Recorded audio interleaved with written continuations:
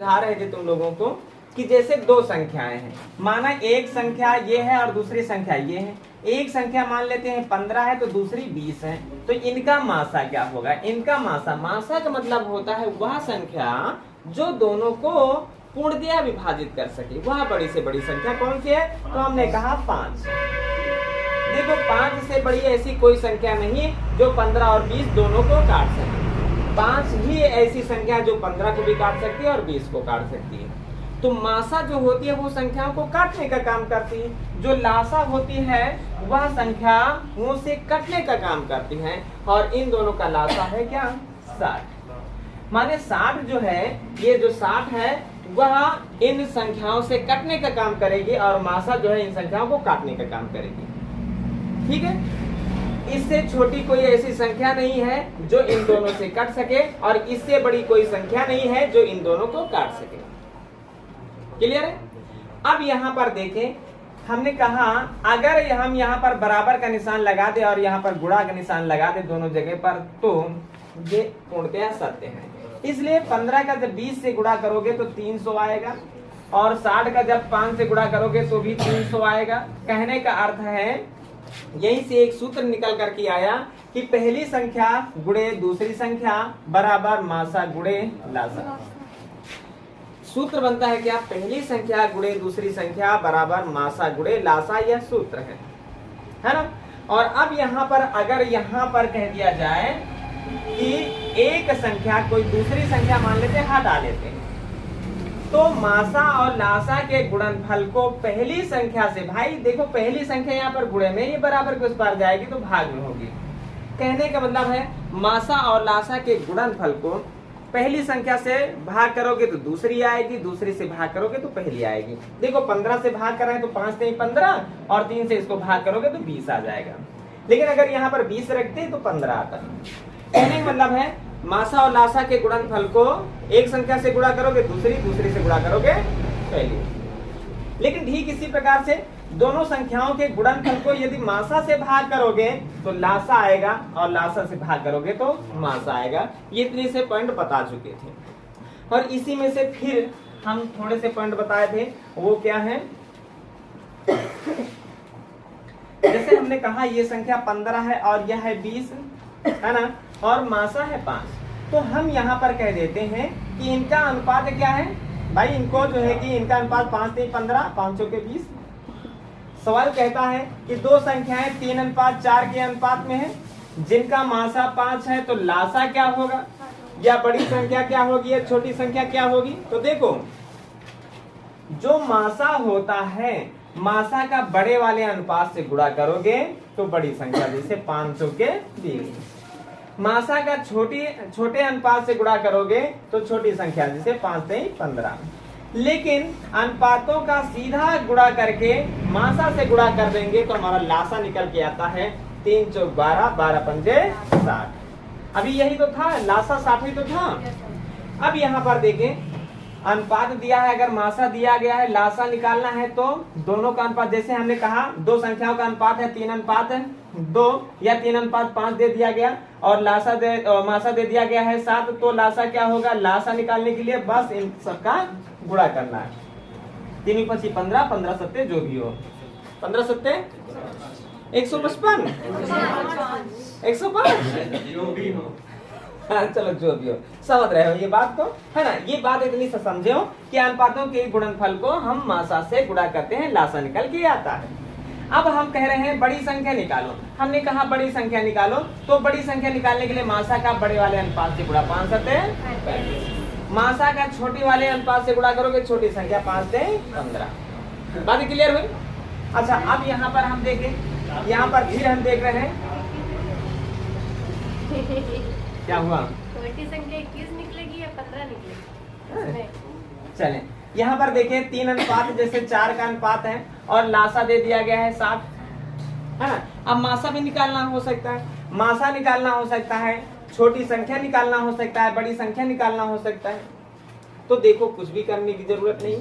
अगर इस लासा को अनुपातों के गुणनफल से अगर भाग कर देते हैं तो हमारा मासा आता है। देखो 3 से भाग करोगे 20 आएगा और 4 पंचे 20। देखो 5 ही तो मासा था। लेकिन अगर इसी लासा को बड़ी संख्या निकालना है या छोटी संख्या निकालना है तो क्या करेंगे, लासा को बड़ी वाले अनुपात से भाग करोगे तो छोटी संख्या निकलेगी। अर्थात 4 से भाग करोगे तो 15 आएगा, 15 माने छोटी संख्या। अगर छोटे अनुपात से भाग करोगे तो बड़ी संख्या, 60 को 3 से भाग करोगे तो 20। कहने का मतलब है लासा दिया है, अनुपात दिया है, तो बड़े वाले अनुपात से भाग करोगे तो छोटी संख्या निकलेगी, छोटे वाले अनुपात से भाग करोगे बड़ी संख्या निकलेगी। ये बात क्लियर है? थोड़ी देर पहले हम समझ लेते हैं फिर, है ना, ताकि जब सवाल लगाने के लिए जो है कि दें सवाल तो उसमें समय न लगे, है ना। अब फिर यहाँ पर हमने कहा दो संख्याओं में 5 अनुपात 2 का अनुपात है और मासा 3 है।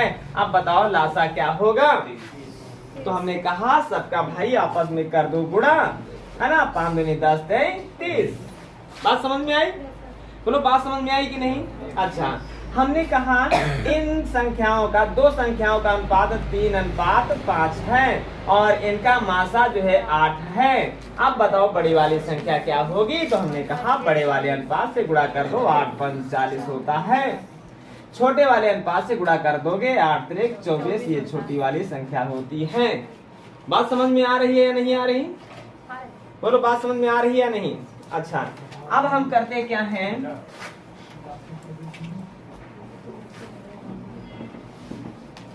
अब हमने कहा दो संख्याओं में 5:3 का अनुपात है और इनका लासा 160 है। अब बताओ मासा क्या होगा? तो हमने कहा लासा दिया है और अनुपात दिया है, मासा निकालना है तो दोनों के अनुपात का गुणनफल नीचे रख दो। 5 से 15। अच्छा, कट नहीं रहा संख्या, कुछ और मान लो, 210 मान लो या 360 मान लो, है ना, 360 मान लिए। बात क्लियर हुई? तो अब देखिए 360 लासा है और पहले अनुपात क्या है, 5 है, दूसरा 3 है, तो 5:3 का मतलब 5 से 15 से भाग कर दे और 5 से 15 से जैसे भाग करेंगे तो 15 दूना 30, 15 चौके 60। क्लियर है? मतलब है ये बात समझ में आ रही है ना? बात समझ में आई? अच्छा, अब पहले कुछ क्वेश्चन हल कर लेते हैं तो फिर उसके बाद जो है कि हम अगला टाइप शुरू करते हैं ना। चलो लिखो। देखो कह रहा है कि दो संख्याएं हैं और उनका अनुपात है 3:4। दो संख्याओं का अनुपात 3:4 है और उनका मासा कह रहा है, उनका मासा 4 है ना, और लासा पूछा जा रहा है भाई क्या होगा लासा। तो हमने कहा अनुपातों के गुणनफल को मासा से गुणा कर दो भाई, 4 तो 16 और 16 48। ये बात क्लियर हुई है ना? अब तो लगी जाएंगे, फिलहाल कुछ क्वेश्चन हल कर लेते हैं इस पर। देखेंगे सवाल कह रहा है दो संख्याओं का अनुपात 3:4 है। भाई दो संख्याओं का अनुपात 3:4 है और उनका मासा 5 है, लासा निकालना है। तो हमने कहा कि गुणा कर दो और गुणा करते हैं तो 5 के 20, 20 है ना। अच्छा, अनुपात से हम लासा निकालना जान लिए, अनुपात से लासा निकालना जान लिए। अच्छा, अनुपात से मासा निकालना जाने। कह रहा है दो संख्याओं में अनुपात कितना है, दो संख्याओं में अनुपात है 3:5 कितने का है, 5 का अनुपात है और इनका लासा कितना दिया गया है, 75 दिया गया है।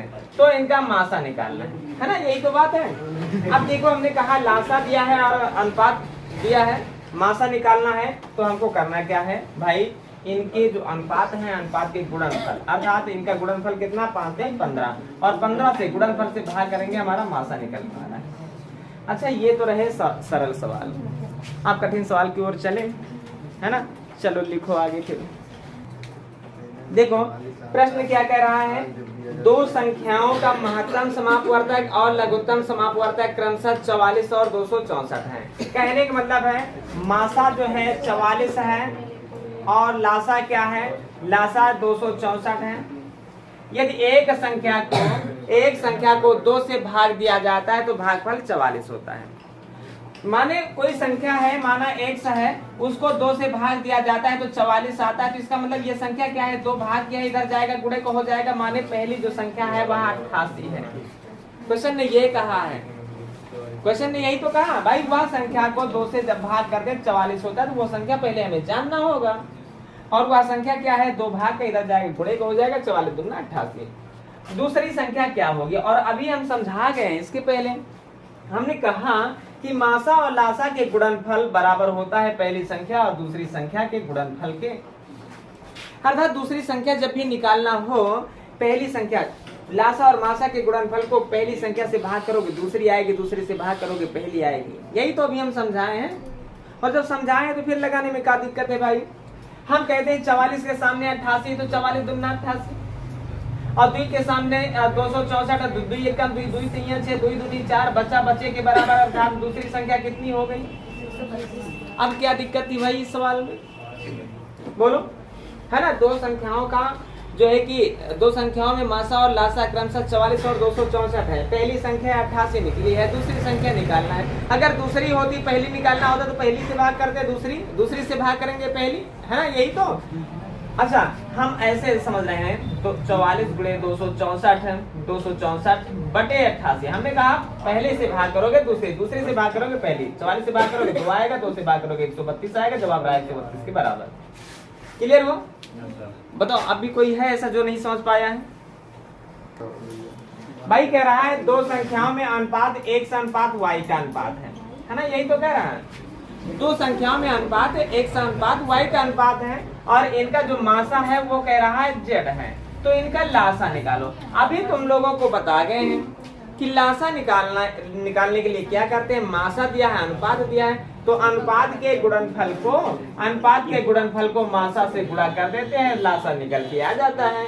तो अब हम इनका गुणा करेंगे, एक्स वाई जेड का गुणा करेंगे तो सिर्फ एक्स वाई जेड होगा और यही हमारा जवाब होगा, है ना। बीजगणितीय अंक लगते ही कैसे कठिन बन जाता है सवाल, कुछ भी तो नहीं है इसमें।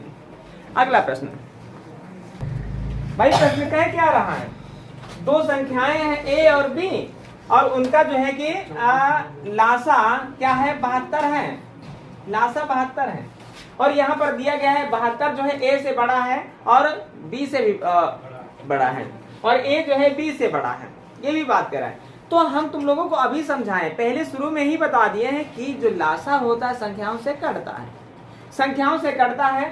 कहने का मतलब ये लासा जो है, पहली तो बात ए और बी जो है कि ए और बी के मान दिए गए हैं। पहला ए का मान जो है बी के मान से बड़ा होना चाहिए, तो सब जगह पर ए का मान बी से बड़ा है ना।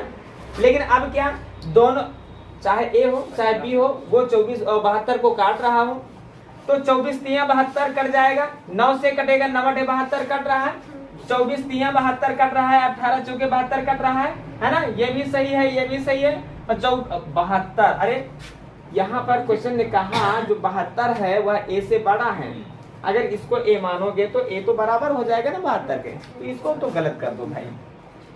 36 दूना 72, 24 3 72, 3 ऑप्शन सही हुए और 3 ऑप्शनों में हमें एक ऑप्शन चुनना है। वो कौन सा ऑप्शन चुनना है? प्रश्न ने कहा सबसे बड़े संभावित मान क्रमशः क्या होंगे, सबसे बड़े संभावित मान की बात कर रहा है। इनमें सबसे बड़ा क्या ये है, क्या सबसे बड़ा ये है, क्या सबसे बड़ा ये है, तो हाँ ये है। अर्थात इस सवाल को लगाने की जरूरत नहीं थी, इन चिन्हों को समझने की जरूरत थी, है ना। जवाब क्या रहा, 36 और 24। 36 ए का मान है और 24 बी का मान है। अगला प्रश्न, अब हम क्वेश्चन को हल करते हैं। प्रश्न क्या कह रहा है, दो संख्याएं हैं और उन दो संख्याओं का योग क्या है, दो संख्याओं का योग 528 है ना, यही तो कह रहा है 528 है। और उनका जो मासा है, मासा जो होता है वह क्या कह रहा है, 33। इसको अगर विस्तार तरीके से समझाएंगे तो बहुत समय लगने वाला है, कुछ भी नहीं करना है। हम ये जानते हैं कि जैसे एक संख्या ए है, एक संख्या बी है, तो भाई इनके 33 के गुणज में लिख दिया जाता है, 33 बी और 33 है ना, और इन दोनों का जोड़ 528 है। ये बात जान रहे हो, जो संख्याएं होती हैं, माना कि ए और बी के अनुपात में है संख्याएं, तो पहले संख्या 33 ए बनेगी, दूसरी 33 बी बनेगी। क्यों ऐसा होता है कि हर संख्या जो है कि मासा के गुणज में होती है, मासा से कटती है ना, ये जान रहे हो। तो ये मासा है, मासा से काट रही है, देखो 33 ए 33 से कट रहा, 33 बी 33 से कट रहा। 33 को जब कॉमन लेते हैं तो यहाँ बचा a प्लस बी बराबर 528। अर्थात इसको एक भाषा में समझो, ऐसे सवाल को लगाना नहीं है। सदैव अगर योग फल दिया गया है तो मासा से उसे सदैव भाग कर देना। 33 से भाग कर दो, 16 आया है। हाँ। 16 क्लियर है कि आया है? चलो, ए और बी के अनुपातों का जो योग है वह 16 है। ये सवाल लगाना नहीं है, बस यहीं पर समझ लेना, योग को सदैव मासा से भाग करना जो भी आए। अब उसको देखो कैसे कह रहा है, योग में कितने जोड़े बनने वाले हैं? 16 किन किन संख्याओं का योग है? अगर एक में हम 15 जोड़ेंगे तो 16 बनेगा। बात क्लियर हुई कि नहीं? अच्छा, अब 2 में हम जो है कि 14 जोड़ेंगे तो भी 16 बनेगा। लेकिन अगर कोई संख्या किसी संख्या को आपस में काट रही है, 14 होगा, आपस में कट रही है संख्याएं, तो वह जोड़ा जो है कि मान्य नहीं होता है। अर्थात 2 और 14, भाई 14 2 से कट रहा है, इसको हटा दो। अब 3 इधर, भाई इधर बढ़ते जाना उधर घटते आना। 3 त्यारा, क्या त्यारा 3 से कटता है? नहीं कटता। पहला क्वेश्चन है और अच्छे से समझो। फिर इधर बढ़े तो 4 और उधर बढ़े तो 12। भाई 12 4 16 होता है, 16 होता है, लेकिन 4 के पहाड़े में 4 से ये संख्या कट रही है, हटा देते हैं इसको। अब इसके बाद बढ़े आगे तो 5 हुआ और इधर जो है कि घटे तो कितना हुआ? 11 हुआ। 5 से 11 कटता है क्या? है ना? यह मान्य हुआ और यह मान्य हुआ और यह मान्य हुआ। आगे बढ़े 6 मिला और आगे बढ़े तो 10। देखो किसी एक संख्या से दोनों कटती हैं क्या? कटती हैं 2 से, और 2 से कटती हैं तो इसको हटा देते हैं। बात क्लियर हुई? और फिर उसके बाद आगे बढ़े तो 7 मिला और यहाँ पर घटे तो 9। ये दोनों कटती हैं क्या? नहीं कटती हैं, ये भी मान। आगे बढ़े तो 8 मिला और इधर घटे तो, और जब दोनों संख्याएं सेम हो जाती हैं तो एक दूसरे से कटती हैं। अब आगे बढ़ने की जरूरत नहीं है। आगे बढ़ेंगे तो वही संख्या मिलने लगेगी। इधर आएंगे भाई 9 बढ़ेंगे 9 और इधर घटेंगे 7 और 9 और 7 9 और 7। देखो तो आगे बढ़ने की जरूरत नहीं है। अब यहाँ पर कितने जोड़े संभव हैं? एक जोड़ा ये संभव है, दूसरा जोड़ा ये संभव है, तीसरा जोड़ा ये संभव है और चौथा जोड़ा ये संभव। तो जवाब हमारा रहा कितने जोड़े बनने वाले हैं? 4। फिर इसको विधिवत समझाया जाए, बोलो फिर समझाया जाए, है ना? इसको मिटा देते हैं और फिर समझ लेते हैं एक बार।